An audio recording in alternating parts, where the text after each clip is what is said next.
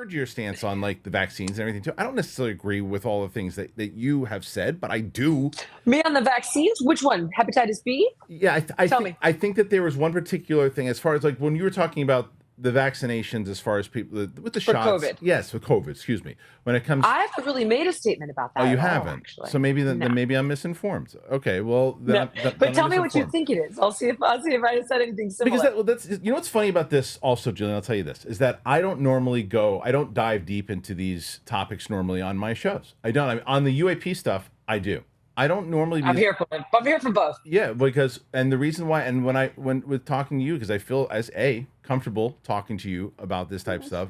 B, I have made it because I've seen people make statements about me. They don't know what the hell I am as far as politics. They don't know where I stand on politics because I think that it doesn't really, in my opinion, it doesn't matter what the hell I think to my Right. audience as far as politics, because that's not what I talk about all the time. Minus UAP stuff, minus all these other things. I have certain things. I do think that my kids needed the vaccine. I do think that I needed it.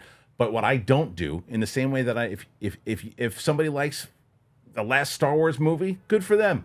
I didn't. It doesn't mean that I think that you should, that you're a loser and this is what the people do. It's like if you think that you should have gotten the vaccine, then you should get it. If I you did don't, actually get the yeah, vaccine. Bill actually wishes he hadn't got the vaccine.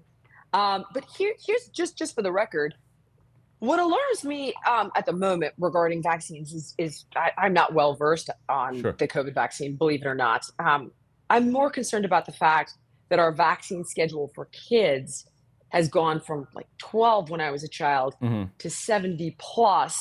And I was doing an interview the other day, and the gentleman goes, "Well, isn't that just the advancement of technology?" And I said, "No, let's take something like hepatitis B."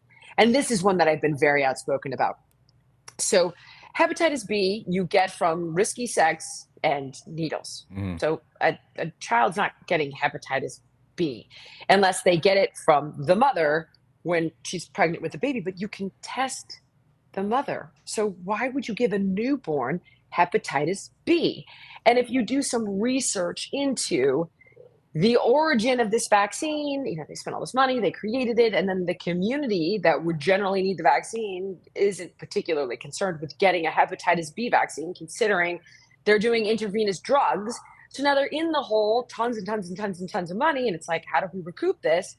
Get it on the schedule. Mm. That's the kind of stuff that personally for me, I'm highly suspicious about. Yeah. And that I'm like, hold on, because all drugs, all vaccines, all medications have a cost benefit Right. analysis.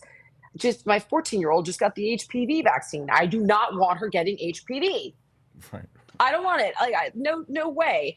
Now, I would look at every single thing and say, what's the risk? What are the side effects? Cost benefit, and then I would talk to the family doctor, her pediatrician.